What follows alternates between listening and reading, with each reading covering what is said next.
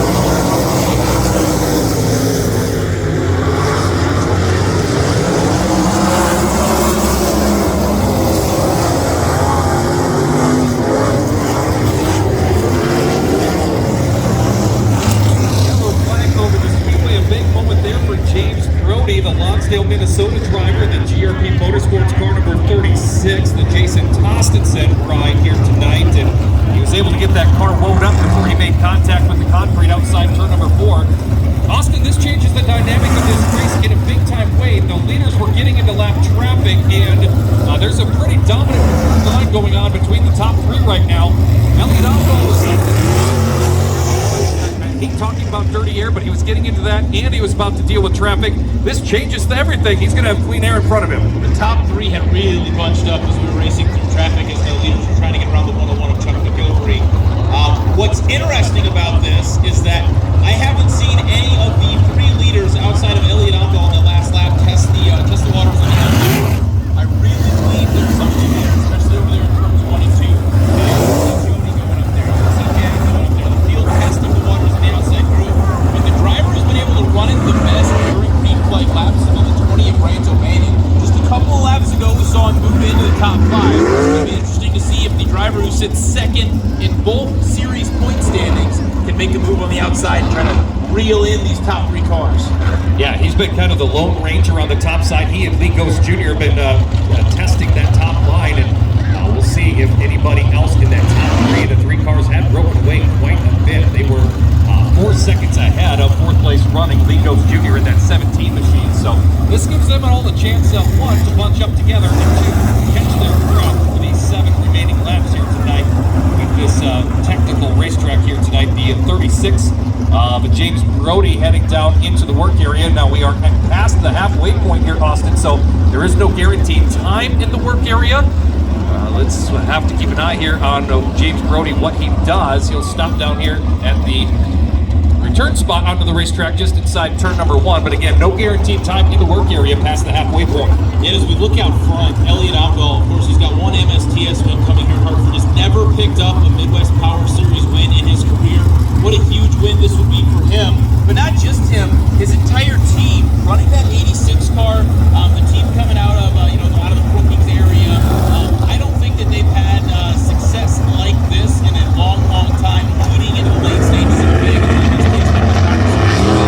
His best career finish with the Midwest Power Series came earlier this season in a 6th place run. The best finish here is 9th. This would be a huge win for Elliot Albo if he can hold on, even for the 2 of the most veteran and most talented drivers the Upper Midwest has seen recently.